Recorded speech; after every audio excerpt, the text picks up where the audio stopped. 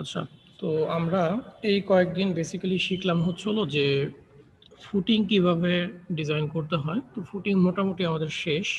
এখন নতুন একটা টপিকসে যাব, সেটা ছিল রিটেইনিং ওয়াল। সো তোমাদের কি রিটেইনিং ওয়াল সম্পর্কে আইডিয়া আছে সবার? জি স্যার, কথা আছে। আচ্ছা, জি স্যার।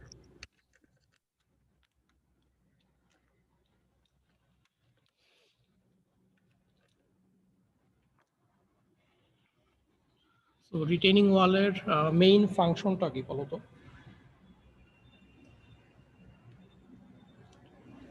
স্যার, কোন একটা অবজেক্ট সাপোজ সয়েল কিংবা ওয়াটারকে স্যার এই রিটেইন করা।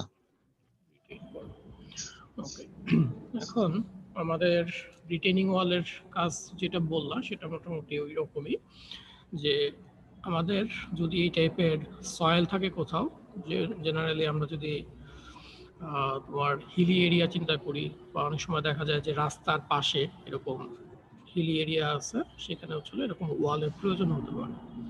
তো এই যে ওয়ালটা আছে, এই ওয়ালটার ডিজাইনটা আসলে আমাদেরকে শিখতে হবে, যে ওয়ালগুলো কিভাবে ডিজাইন করে। তো দেখো, অনেক টাইপের ওয়াল আছে, আমরা একটু পরে হয়তো পরের স্লাইডে দেখতে যাব। আমরা এখানে জাস্ট দেখি যে এটা আসলে ম্যাটেরিয়ালটা কীরকম। সো এটা দেখে বোঝা যাচ্ছে যে এটা মোটামুটি স্টোন টাইপের ম্যাটেরিয়াল। আর এইটা দেখে বোঝা যাচ্ছে এটা কাইন্ড অফ কনক্রিট ব্লক, ঠিক আছে? এবং কনক্রিট ব্লকের মাঝখানে দেখো যে ছোট ছোট জায়গা ছিদ্র আছে। এই প্রতিটাই আসলে একটা করে অ্যাঙ্কর। তার মানে ভিতরে এটার মধ্যে এরকম এক ধরনের ক্যাবল দেওয়া আছে, যে অ্যাঙ্কর করে রাখা আছে সয়েলের ভিতরে। তো এরকম বিভিন্ন টাইপের আসলে রিটেনিং ওয়াল তোমার হতে পারে।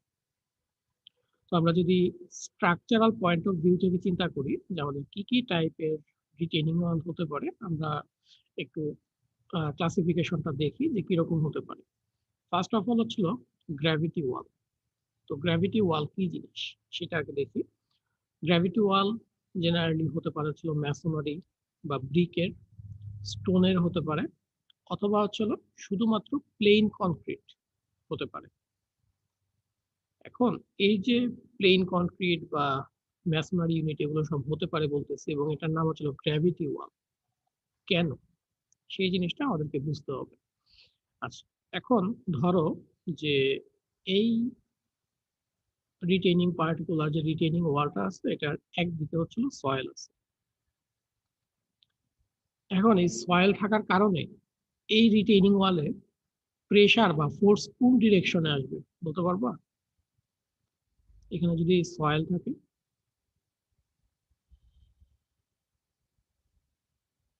ডান দিক থেকে। মানে ল্যাটারাল ডিরেকশনে আসবে, তাই না? জি sir. At the same time vertical ডিরেকশনেও আসবে। সয়েলের প্রেসারটা দুই ডিরেকশনেই যাবে। আচ্ছা, তাহলে এই যে ওয়ালটা আছে, এই ওয়ালটাকে এই পরিমাণ ফোর্স দিতে হবে, এইচ পরিমাণ ফোর্স, বা এদিকে যদি ভার্টিক্যাল ভি ধরি, ভি পরিমাণ ফোর্স নিচে যাবে, আর এইচ পরিমাণ ফোর্স হলো এই স্ট্রাকচারের উপরে আসবে, ওয়ালের উপরে। এখন এই স্ট্রাকচারটা কি করতে চাবে এই ফোর্সের কারণে? এরকম টিল্ট কন্ডিশনে চলে যাওয়ার কথা না?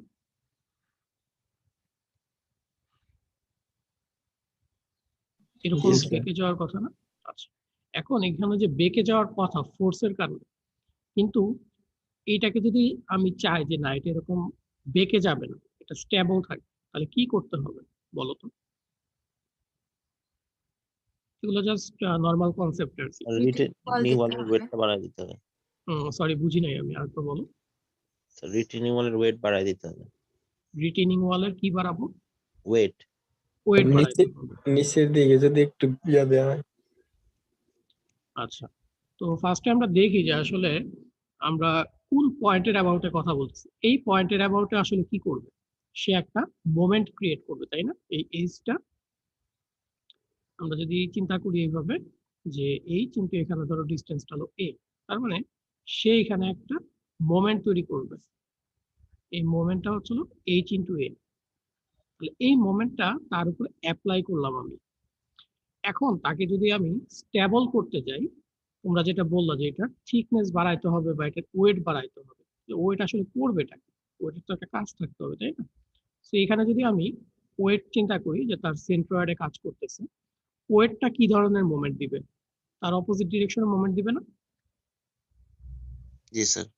তাহলে এইটাকে যদি আমি বলি যে আমার রেজিস্টিং মোমেন্ট, এবং সেটা ধরো একটা নির্দিষ্ট ডিস্টেন্স থাকবে, এই পয়েন্ট থেকে সেন্টারের যে ডিস্টেন্স বি, তাহলে এখানে ওয়েট ইন্টু হচ্ছিল বি, এটা হলো রেজিস্টিং মোমেন্ট। তাহলে যদি আমার রেজিস্টিং মোমেন্ট বড় হয়, রেজিস্টিং মোমেন্ট যদি বড় হয় অ্যাপ্লাইড মোমেন্ট থেকে, তাহলে এটা স্টেবল থাকবে। তো এইটা হচ্ছে হলো ওয়েট যদি আমি বাড়াইতে পারি, তাহলে আমার এই যে কি বলে এটাকে, ওয়ালটা এটা স্টেবল থাকবে। এই কনসেপ্ট থেকে বেসিক্যালি এটাকে বলা হচ্ছে গ্র্যাভিটি ওয়াল, যেটার সাফিসিয়েন্ট ওয়েট থাকতে হবে, ওয়েট থাকলে সেটা স্টেবল থাকবে। ঠিক আছে? তো এই ধরনের যে ওয়ালগুলো আছে, এগুলোর মধ্যে কোনো রিইনফোর্সমেন্ট দিতে হয় না, এগুলোকে শুধুমাত্র স্টেবল রাখার জন্য আমরা নর্মাল ম্যাটেরিয়াল যেগুলো আছে, masonry, brick material, stone material, এগুলো দিই। আচ্ছা, তো এগুলোর ক্ষেত্রে একটা প্রবলেম আছে। প্রবলেমটা কি? বলতেছে যে প্র্যাকটিক্যালি যদি তোমার 10 ফিট এক্সিট করে, ঠিক আছে, তাহলে আর এই ধরনের গ্র্যাভিটি ওয়ালগুলো আসলে ইকোনমিক্যাল হবে না, কারণ তুমি উইথ বাড়াবা বা ম্যাটেরিয়াল বাড়াবা, বাট কতটুকু বাড়াবা? বাট ওয়েট আসলে শুধু বাড়াইলে হবে না, ম্যাটেরিয়াল কস্টের ব্যাপারটাও আছে। সো জেনারেলি বলা হচ্ছে যে 10 ফিট যদি এক্সিট না করে টোটাল হাইটটা, তাহলে আমরা এই টাইপের গ্র্যাভিটি ওয়াল দিতে পারি। আর যদি এর চেয়ে বেশি হয়, তাহলে আমাদের অন্য যে কোনো একটা ম্যাটেরিয়ালে যেতে হবে, যেখানে আমি শুধু ওয়েটের উপর আসলে নির্ভর করব। আচ্ছা, তাহলে কিভাবে হতে পারে সেটা? সেটাকে জেনারেলি বলা হয়েছিল ক্যান্টিলিভার ওয়াল। তো এটা বুঝতেই পারতেছো, এটা হবে আরসিসি টাইপের। এটা হচ্ছে শুধু concrete, plain concrete without reinforcement, আর এটা হচ্ছে রিইনফোর্সড কনক্রিট। তো রিইনফোর্স কনক্রিটের ক্ষেত্রেও যদি আমরা চিন্তা করি যে আমাদের এদিকে সয়েল আছে, তো একইভাবে এখানে একটা লোড আসবে এইচ।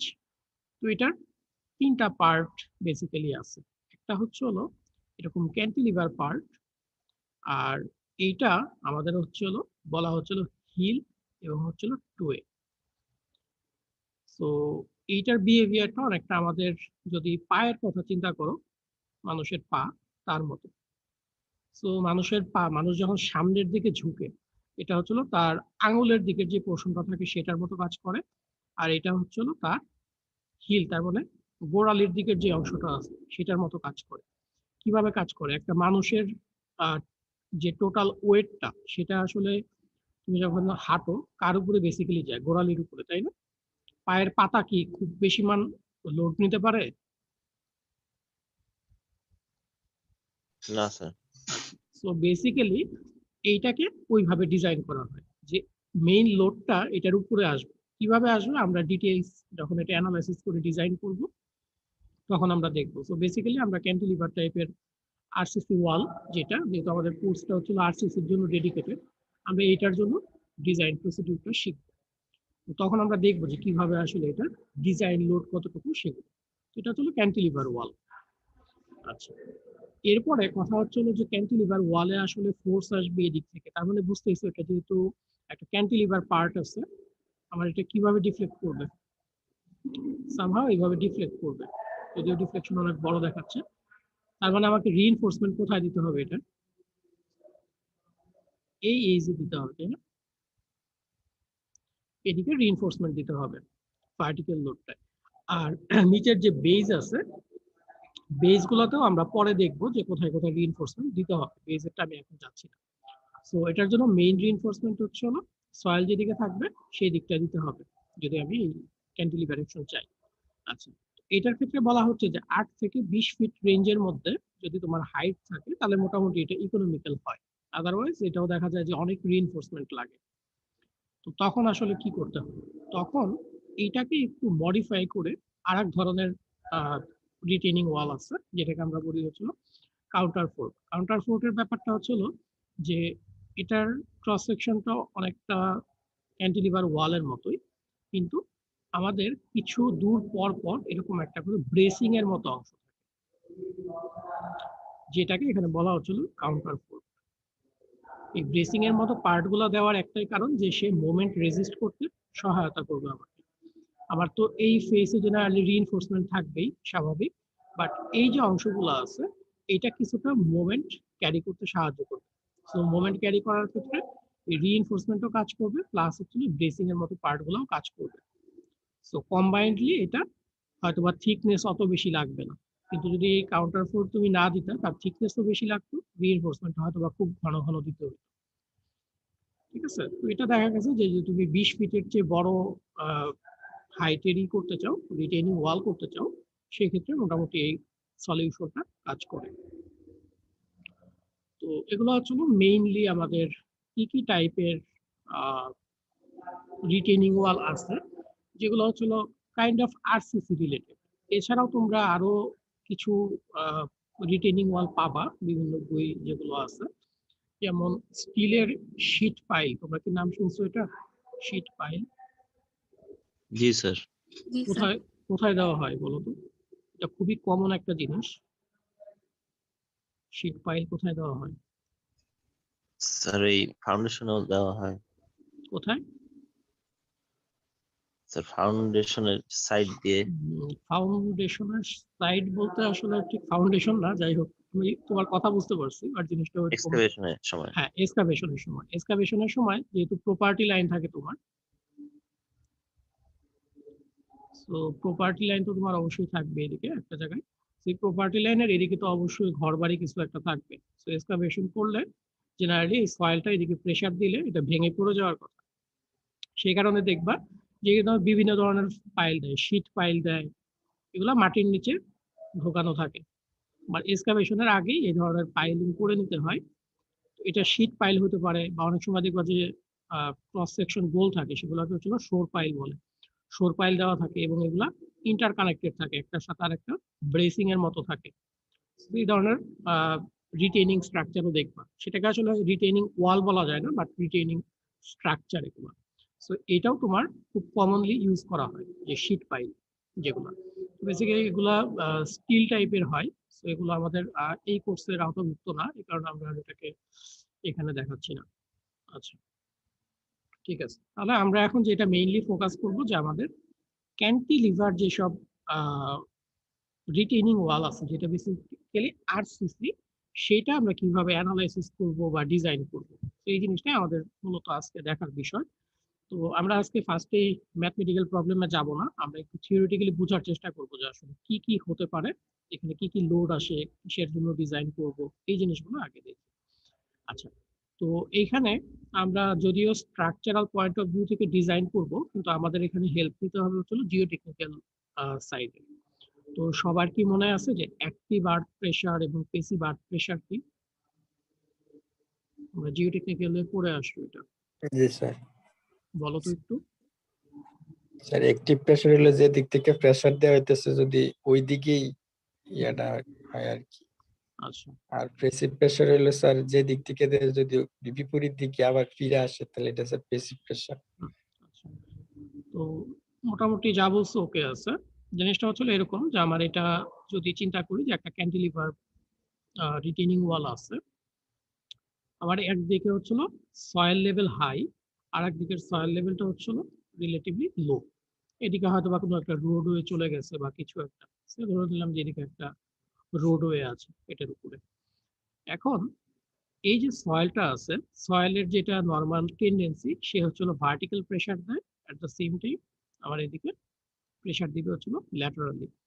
একইভাবে এই দিকের প্রেসারও আসবে, ভার্টিক্যাল প্রেসার এবং হরাইজন্টাল প্রেসার।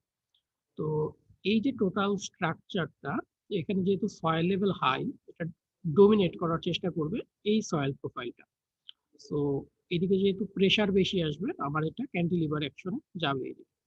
তো এইদিকে হচ্ছিল ধরো একটা ফোর্স থাকবে হচ্ছিল সে H1 বা এইচ যেটা দেওয়া আছে মিটিয়ে দিলাম, এইচ এদিকে হয়তো বা তখন HB পরিমাণ ফোর্স কাজ করবে। এখন ডিজাইন করার সময় আসলে তুমি কোনটা নিবা, এটা তোমাকে চিন্তা করতে হবে পরে। তো আমরা এগুলো পরে আসবো আলটিমেটলি। এখন আমাদের এই যে HA এবং HB কতটুকু ফোর্স আসবে, এটা আমাদেরকে ক্যালকুলেট করতে হবে। এই ক্যালকুলেশনটা আমরা এখন একটু এখান থেকে দেখার চেষ্টা করি।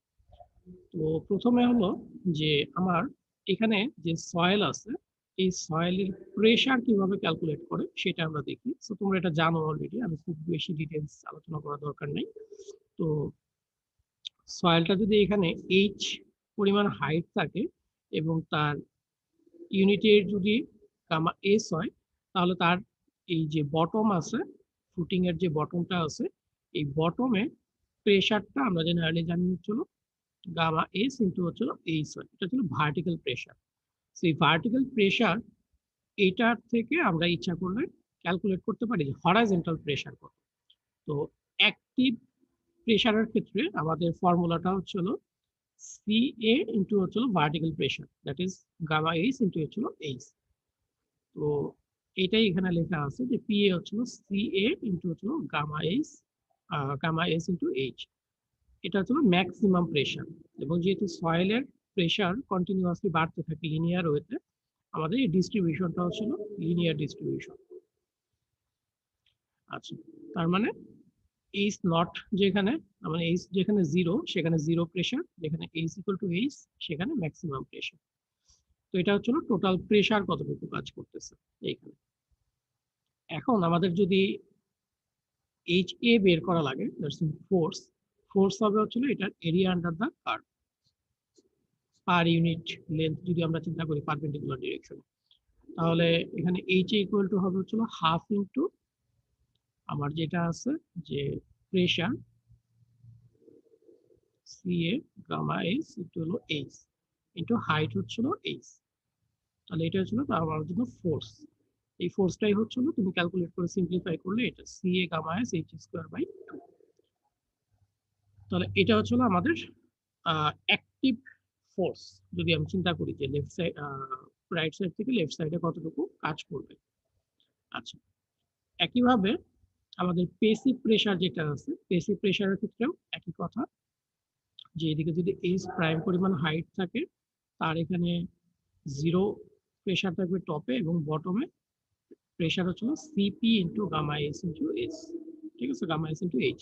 তো সিপিটা হচ্ছিল পেসিভ প্রেসারের কোএফিসিয়েন্ট, এবং এইখানেও যখন ফোর্স কাজ করবে, ফোর্সটা হওয়ার কথা, আমরা যদি এটাকে HB বলি, এই ডিরেকশনটা HB ইকুয়াল টু হওয়ার কথা এটা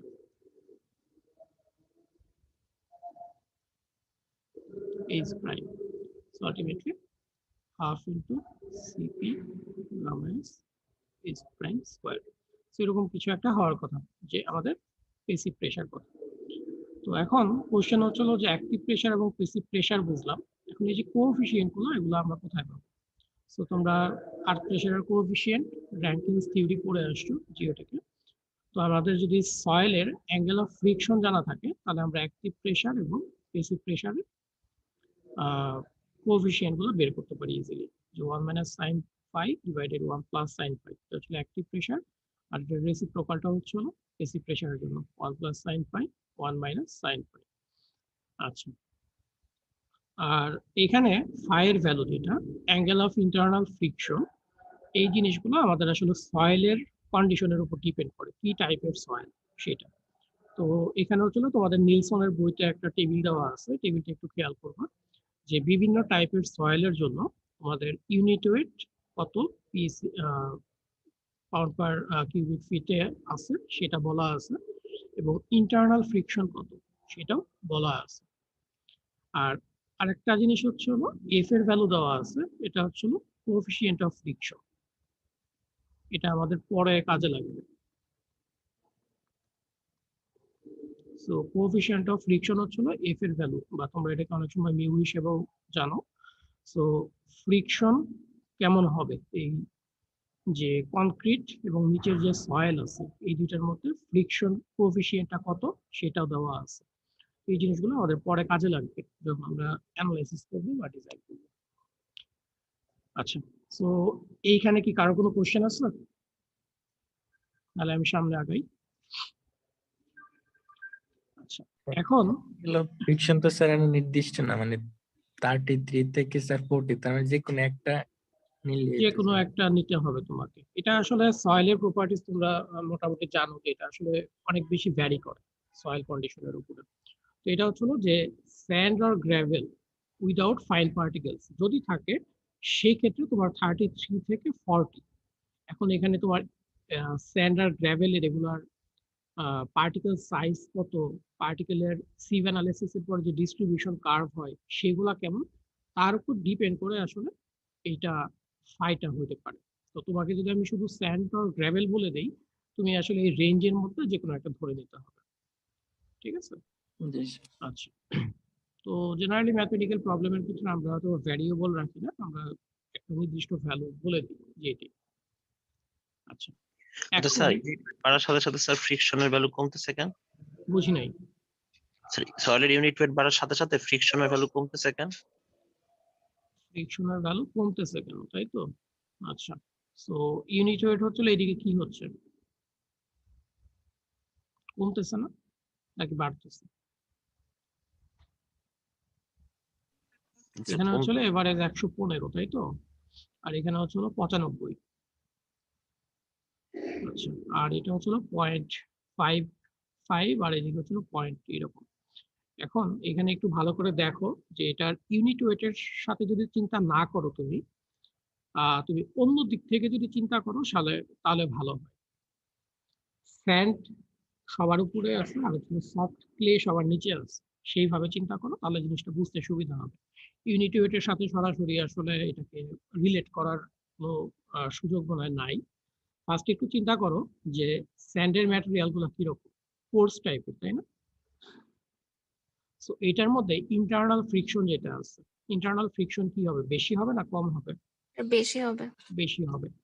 আচ্ছা, আরেকটা জিনিস হচ্ছে সয়েলের পার্টিকেল গুলো কিরকম থাকে বলো তো?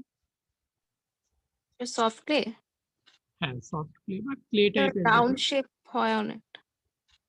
আচ্ছা, তোমরা জিওমরফোলজিতে পড়ছো না, কি বলে এটা, মিনারেলস পড়ছো মনে আছে? জি স্যার। হ্যাঁ, ক্লেটার শেপটা অনেকটা এরকম পাতার মতো হয়, মানে এরকম। তো এগুলোতে দেখা যায় যে স্লিপ করে অনেক বেশি, মানে লেয়ারে লেয়ারে থাকে ক্লে গুলো। তো সেই ক্ষেত্রে দেখা যাবে যে ফ্রিকশনটা তোমার জেনারেলি কম হয়, স্লিপ করে, খুব দ্রুত স্লিপ করে। আর মিনারেল যদি চিন্তা করো যে ক্লেতে কি টাইপের মিনারেলস থাকে, এই কারণে এটার আসলে তোমার ফ্রিকশনাল যে ভ্যালুটা আছে সেটা কমে যায়। ঠিক আছে? সো ইউনিট ওয়েটের সাথে আমার মনে হয় এটাকে রিলেট করাটা খুব একটা বুদ্ধিমানের কাজ হবে না, বরং তুমি যদি তার গঠন দেখো, গঠনের সাথে তুমি এটাকে রিলেট করতে পারো। আচ্ছা, ঠিক আছে। এখন আমাদের তো আসলে এখানে যে জিনিসটা আমরা দেখলাম এটা খুবই আইডিয়াল কন্ডিশন। আইডিয়াল কন্ডিশন কি কারণে বলতেছি, যে আমি ধরছি যে একটা রিটেইনিং ওয়ালের শুধু ডান দিকে সয়েল আছে, কিন্তু প্র্যাকটিক্যাল কেসে যেটা হয় যে এই যে সয়েল আছে এখানে তো পাহাড়, তাই না? যদি আমি একটা চিন্তা করি যে হিলি এরিয়া, তার মানে কি এটার উপর আরো মাটি থাকবে না? অথবা তুমি যদি চিন্তা করো যে এখানে একটা বাড়ি আছে, থাকবে তো, তাই না? এখন তার মানে এইটার উপরে আরো এডিশনাল কিছু লোড আসতে পারে। এই যে আমার ডান দিকের যে অ্যাক্টিভ সয়েল যেটা চিন্তা করতেছে, এই সয়েলের উপরে আরো কিছু লোড আসতে পারে। তো ওই লোডটাকে যদি আমরা কনসিডার করি, তো তখন আসলে তার সয়েলের প্রেসার প্রোফাইলটা কেমন হবে এটাও আমাদেরকে আসলে জানতে হবে। তো আমরা ফার্স্টে যেটা দেখলাম এটা হচ্ছে উইদাউট সারচার্জ লোড, মানে এডিশনাল কোনো লোড ছিল না মাটির উপরে। কিন্তু আমাদেরকে এটাও জানতে হবে যদি কোনো জায়গায় আমার মাটির উপরে এডিশনাল কোনো ফোর্স থাকে, সেই ক্ষেত্রে আসলে আমি কিভাবে জিনিসটাকে অ্যানালাইসিস করব। সে আমার এখানে একটা বাড়ি আছে, ঠিক আছে? তো এই বাড়িটার টোটাল ওয়েট আমি জানি যে ডাব্লিউ পরিমাণ ওয়েট আছে, তাহলে আমি কতটুকু এরিয়ার মধ্যে আছে যদি ডিস্ট্রিবিউট করে দেই এরিয়া দিয়ে, তাহলে আমি একটা পার স্কোয়ার ফিটে বা পার ইউনিট এরিয়াতে একটা ফোর্স পাবো। সেই ফোর্সটাকে যেটা আমরা বলতেছি হচ্ছে সারচার্জ ফোর্স। তো সারচার্জ ফোর্স যেটা আছে এটা জেনারেলি থাকবে আর একটা পিএসএফ বা কেএসএফ, যে ইউনিটই বলো, পার স্কোয়ার ফিট ইউনিট। এখন যখন এরকম একটা লোড থাকবে তখন তার সয়েল প্রোফাইলটা কিরকম হবে, প্রেশারের প্রোফাইলটা কিরকম হবে, এটা আমাদেরকে বুঝতে হবে। তো ফার্স্টেই দেখি যে আমরা কি করব আসলে। তো আমাদের ধরে নিতে হয় যখন সারচার্জ থাকে, এই সারচার্জের সাথে এটাকে আসলে আমরা কিভাবে রিলেট করব। তো আমরা ফার্স্টে যেটা করি যে এই সার চার্জটাকে আমরা ধরে নিব যে একটা ভার্চুয়ালি এখানে একটা নির্দিষ্ট হাইটের মাটি আছে বা সয়েল আছে, তাহলে যদি ওইভাবে চিন্তা করি এটা হচ্ছে ভার্টিক্যাল প্রেশার। তো ভার্টিক্যাল প্রেশার হচ্ছে হলো এস। তাহলে যদি এইখানের সয়েলের ইউনিট হাইট হচ্ছে হলো গামা এস, তাহলে আমরা যদি চিন্তা করি যে এইচ প্রাইম হাইটের একটা এখানে সয়েল আছে virtually, so gamma S into হচ্ছিল এইচ প্রাইম, এটাই হওয়ার কথা হচ্ছিল সারচার্জের সমান। তো আমাদের যেহেতু সারচার্জ ফোর্স কতটুকু সেটা জানা আছে এবং সয়েলের ইউনিট ওয়েট জানা আছে, আমরা ইজিলি কিন্তু এইচ প্রাইমটা বের করতে পারবো। তাহলে আমরা ধরে নিচ্ছি যে আমাদের স্যার এখানে, এটা আবার বুঝাবেন? হ্যাঁ আচ্ছা, সো এখানে হচ্ছে সয়েলের একটা প্রেশার, এডিশনাল একটা প্রেশার আছে হয়তো বা তোমার যে কোনো একটা ইনফ্রাস্ট্রাকচার থেকে, তাই না?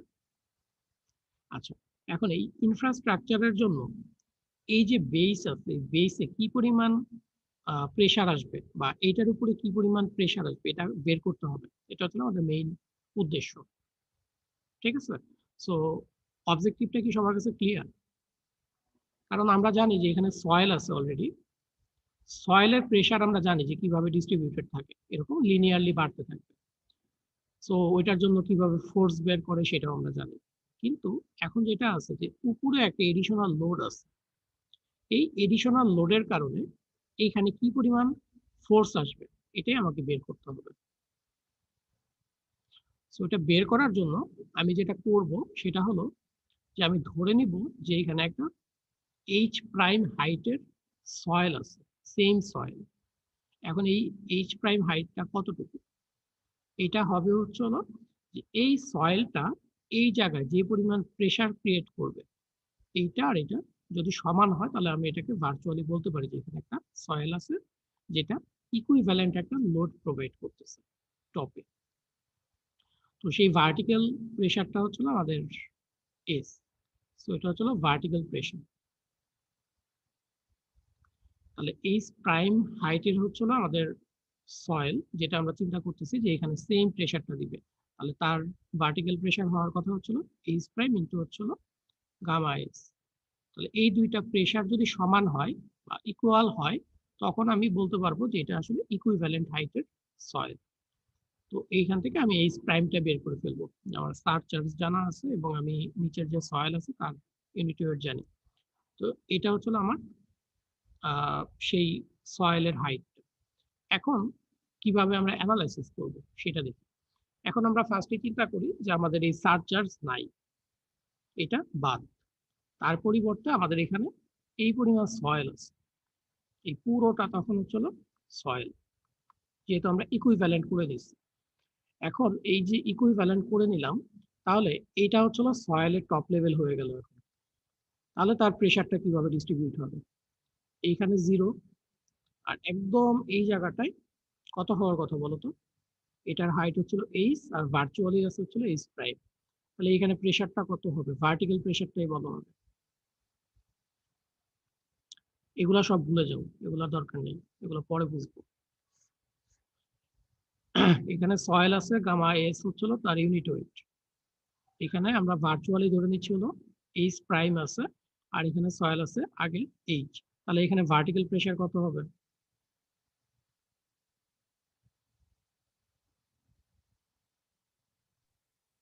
Sir gamma S H prime plus H. H plus হচ্ছিল এইচ প্রাইম, জি স্যার। ঠিক আছে? আচ্ছা, তাহলে তোমার হরাইজন্টাল প্রেশার কত হবে, এটা তাহলে তো স্যার, অ্যাক্টিভ প্রেশার তাই না? জি স্যার, তাহলে C A, C A gamma S H plus H prime. Okay. তো এতটুকু কি সবাই বুঝছো? জি আমরা স্যার। আমাদের সার চার্জটাকে আমরা আর আলাদা কোনো লোড না করে এটাকে একটা ইকুইভ্যালেন্ট সয়েলে কনভার্ট করে নিলাম, কনভার্ট করলাম এইচ প্রাইম পরিমাণ এবং তার রেসপেক্টে আমি হচ্ছে এখানে টোটাল প্রেশারটা কাউন্ট করবো এখন। আচ্ছা, তাহলে আমরা এখন এটা জানি যে আমাদের টোটাল প্রেশার আছে কতটুকু। এখন আমরা আসি যে এটাকে আসলে ব্রেকডাউন কিভাবে করব। আচ্ছা, এখন আমরা একটু ছোট ছোট অংশে ভাগ করে নিই। এই জায়গার যে সয়েলটা আছে, এই জায়গার সয়েলের এখানে প্রেশারটা কত হবে, অ্যাক্টিভ প্রেশারটা CA into gamma S into H prime. এই পর্যন্ত কি বোঝা যায়? জি স্যার। আচ্ছা, আর এই জায়গাটা আমি আবারও লিখতেছি CA gamma S H plus H prime. তাহলে এটাকে যদি ভেঙে লিখি তাহলে CA gamma S H plus হচ্ছিল CA gamma S H prime, তাই না? তাহলে এই যে CA gamma S H prime, এটা কি আসলে এই জায়গার প্রেশারটাই, তাই না? জি স্যার। তো আমরা এইটাকে আলাদা করে ফেললাম। এই জায়গার এতটুকু জায়গার প্রেশার হচ্ছে হলো CA গামা এস প্রাইম, যেটাকে ব্লু শেড দেওয়া আছে। এইটা একটা কম্পোনেন্টে ভাগ করলাম, আর এইদিকে আমরা হচ্ছে হলো আর একটা কম্পোনেন্টে ভাগ করলাম হচ্ছে ট্রায়াঙ্গুলার যে পোর্শনটা। তাহলে এইটার অংশটুকু কত হবে বলো তো?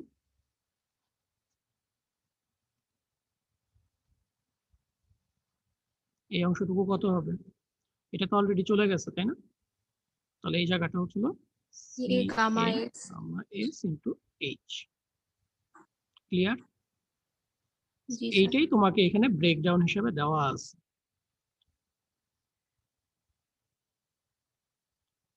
এই ব্রেকডাউনটা দেওয়া আছে। এখন আমরা কেন আসলে এই ফোর্স গুলাতে এইভাবে ডিস্ট্রিবিউট করলাম এই কারণে, আমাদের যখন এটা একটা ট্রাপিজয়েডাল লোড চলে আসে না টোটালটা মিলে, জি স্যার। তো এটার সেন্ট্রয়েড বের করতে হবে, অনেক ঝামেলা।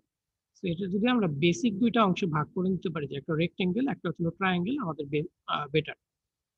আচ্ছা, এখন আমরা দেখি যে কিভাবে ফোর্সটাকে ক্যালকুলেট করব। তো প্রথম অংশটা হচ্ছে এটা একটা কি রেক্টেঙ্গুলার। তাহলে এই রেক্টেঙ্গুলার এরিয়ার তোমার হচ্ছে হলো, যদি আমরা টোটাল ক্ষেত্রফল বের করি, এরিয়া বের করি, তাহলে কি আমি টোটাল ফোর্সটা পাবো না? এই প্রেশারের জন্য কি পরিমাণ? তাহলে এটা বলো তো কত হবে? আমরা প্রেশার জানি কত, CA গামা এস ইন্টু হচ্ছিল এইচ প্রাইম। এটা অন্য একটা বই থেকে নেওয়া, তো এটাকে এইচ প্রাইম হিসাবে ধরো। তাহলে আমাদের জন্য হবে কি CA গামা এস ইন্টু হচ্ছিল এইচ প্রাইম, এটা হচ্ছিল প্রেশার ইন্টু হাইট কত, এইচ ইন্টু এইচ। এইচ। তো এটা হচ্ছিল আমার জন্য HA1 অ্যাক্টিভ প্রেশার, এবং এটা কত হাইটে কাজ করবে? H/2 ডিস্টেন্সে। H/2 distance. আর এই যে অংশটা, এইটার ফোর্সটা কাজ করবে তুলনামূলকভাবে একটু নিচে, সেটা কত হবে? 1/3 অফ এইচ। হ্যাঁ, হাইট ঠিক আছে, 1/3 অফ এইচ। ফোর্সটা কত হবে? থেকে ফোর্স হবে CA gamma S H into হচ্ছে না, half of CA gamma S H into H. Area under the curve চিন্তা করি, সো হাফ ইন্টু ভূমি উচ্চতা, ঠিক আছে? তাহলে এটা হচ্ছিল CA gamma S into H into হচ্ছিল এইচ। সেটা হচ্ছিল আমার ফোর্স কাজ করবে এটা। তাহলে আমরা এখন জানি যে হরাইজন্টাল ফোর্স কাজ করবে দুইটা কম্পোনেন্ট এবং তাদের হাইট গুলো কত।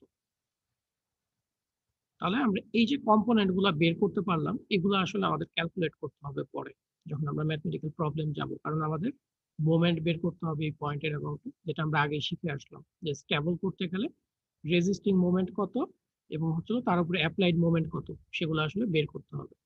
এই ক্যালকুলেশন গুলো তখন আমাদের লাগবে। আচ্ছা, তো সবাইকে এই জায়গাটা বুঝতে পারছো? যদি না বুঝে থাকো বলো।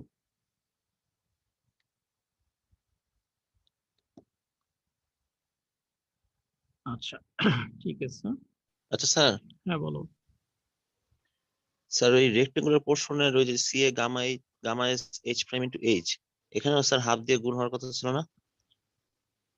কোথায়? জি স্যার, ওই জায়গাটায় যেখানে 48। এই জায়গাটায়? জি স্যার। আচ্ছা, তো এটার এরিয়া কিভাবে বের করবে তুমি?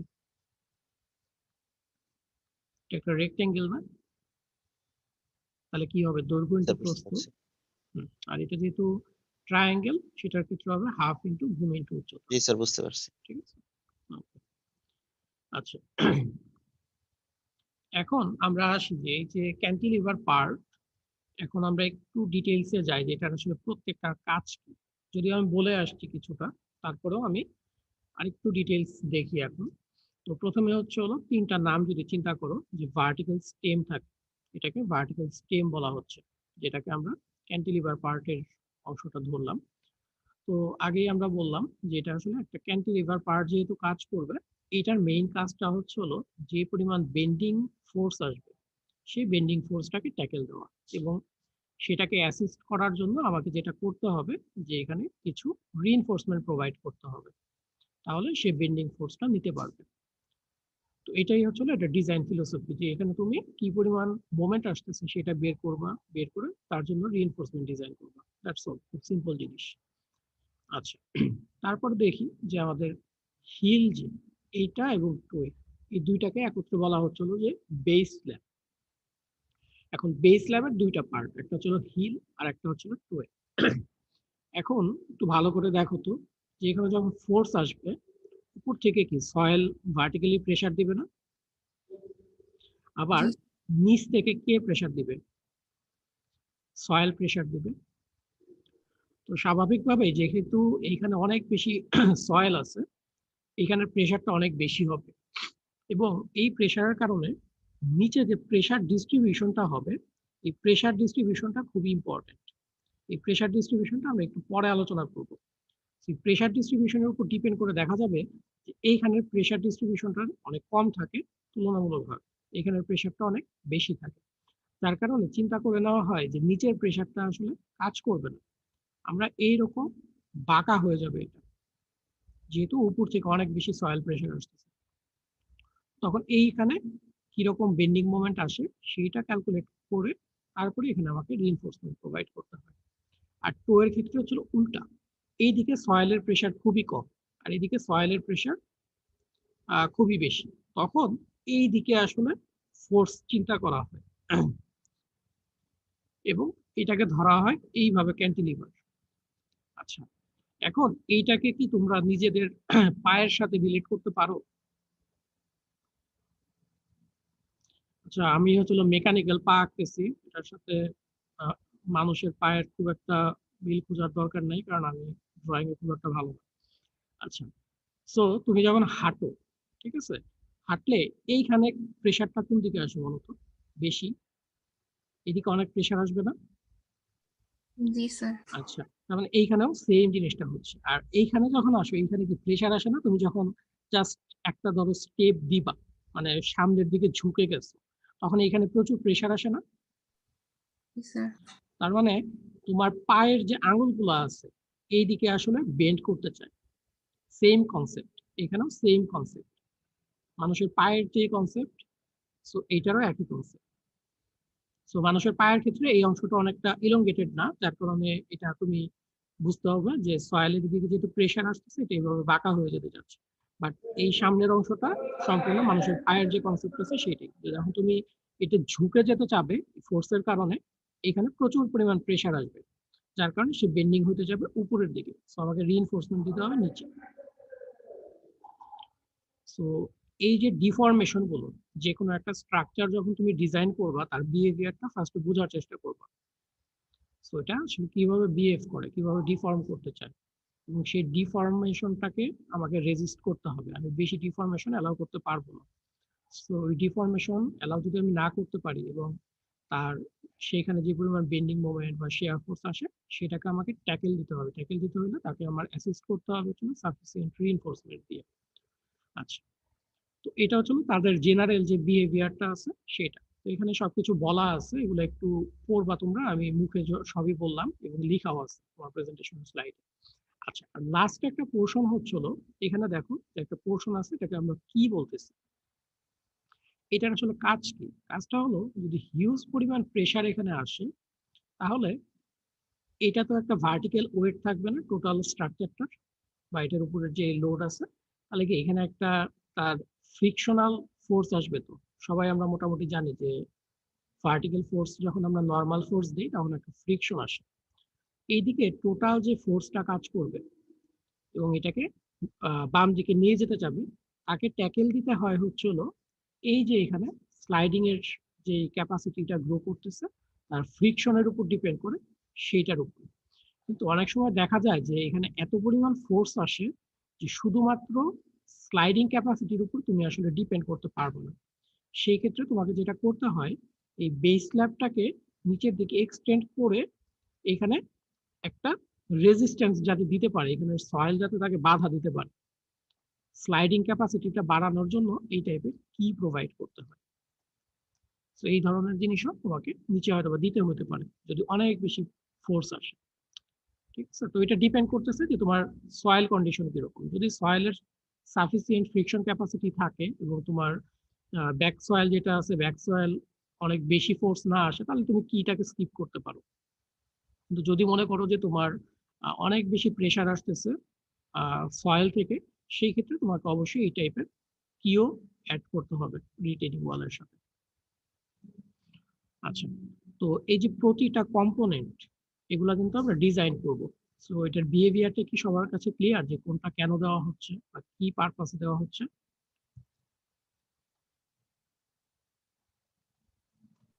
জি স্যার। ওকে,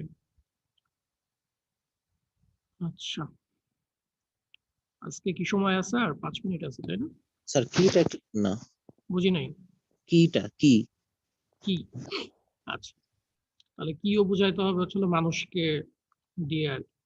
সে তুমি দাঁড়ায় আছো এখানে, ঠিক আছে, তোমার ফ্রেন্ড হচ্ছিল হঠাৎ করে এসে তোমাকে ধাক্কা দিছে, তুমি কি করবা? চলে যেতে চাবা না এদিকে? এখন তুমি ধরো তোমার যদি পায়ের নিচে এরকম কিছু একটা দিয়ে দেওয়া হয় এবং সয়েলের মধ্যে তোমাকে ওই জিনিসটার সাথে আটকায় রাখা হয়, তুমি কি চলে যাবা? হ্যাঁ স্যার। যাবা না। এটা শেয়ার কি বলা হচ্ছে। শেয়ার কি কাজটা হচ্ছে হলো যে তুমি এখানে যখন অনেক বেশি পরিমাণ ধাক্কা দিবা, আমি জানি যে এখানে কিছুটা ফ্রিকশন কাজ করবে, তার মানে রেজিস্ট্যান্স ফোর্স হিসাবে ফ্রিকশন আছে। তো এখানে যদি ভার্টিক্যাল টোটাল ফোর্স ভি আসে, এখানে ফ্রিকশনাল কোএফিসিয়েন্ট ইনটু ভি, এটা হচ্ছে তার রেজিস্ট্যান্স। সো এটা হচ্ছিল রেজিস্ট্যান্স, আর এটা হচ্ছিল ধরো এইচ অ্যাপ্লাইড লোড। সো দেখা যাবে যে অ্যাপ্লাইড লোডটা এটা যদি আমার এটার থেকে কম হয়, তাহলে জিনিসটা স্টেবল থাকবে। ধরে নাও এখন কোনো কি নাই, ঠিক আছে, এটা কোনো কি এখন নাই। আচ্ছা, তো এখন এই যে এইচ আছে, এইচ যদি অনেক বড় হয় এবং আবার দেখা যাচ্ছে যে এইচ কাইন্ড অফ তোমার যে রেজিস্ট্যান্স পাওয়ার আছে এখানে ফ্রিকশন দিয়ে, সেটার থেকে অনেক বড়। এখন তুমি তো আর মাটি পরিবর্তন করতে পারবে না, তাই না? তো তোমাকে এই ক্যাপাসিটিটা বাড়ানো তোমার পক্ষে সম্ভব না ন্যাচারালি। তো সেই ক্ষেত্রে তুমি কি করবা, এখানে কিছুটা পোর্শন হচ্ছে হলো এক্সটেন্ড করে দিবা। তো কিছুটা পোর্শন তুমি এক্সটেন্ড করে দিলা। এক্সটেন্ড করে দিলে সুবিধাটা কি? সুবিধাটা হচ্ছে হলো যখন এই জিনিসটা এদিকে মুভ করতে চাবে, এই জিনিসটা কি করবে বলতো? এদিক থেকে রেজিস্ট করবে না তাকে। এইখানে কি সয়েল আছে, তার মানে এদিক থেকে সে একটা ধাক্কা পাবে, মাটির জন্য সে যেতে পারবে। তো এইটা এডিশনাল একটা ক্যাপাসিটি দিবে তোমাকে। তখন যাই দেখবা যে এই কন্ডিশনটা ফুলফিল তুমি করতে পারতেছো। তো এখন বুঝছো? জি স্যার। আচ্ছা, ঠিক আছে। আচ্ছা, এখন আমাদের মনে হয় সময় আর নাই, 9:40 বাজে। আমরা নেক্সট দিন এখানে এক্সটার্নাল স্টেবিলিটি যেগুলো আছে এগুলো দিয়ে শুরু করে তারপরে হয়তো বা ম্যাথমেটিক্যাল প্রবলেমটায় যাব, ঠিক আছে? আমি ক্লাস ম্যাটেরিয়াল রাতে আপলোড করে দিব, সবাই একটু কেয়ারফুলি দেখবা। আর আমি চ্যাট বক্সে আবার দিয়ে দিচ্ছি লিংকটা, তোমরা যারা এখন অ্যাটেন্ডেন্স দাও নাই দিয়ে দাও। আচ্ছা, সো যাদের অ্যাটেন্ডেন্স দেওয়া হয়েছে তোমরা লিভ করো। তার আগে হচ্ছিল সিআর, তুমি কি কথা বলছিলা বি সেকশনের সাথে?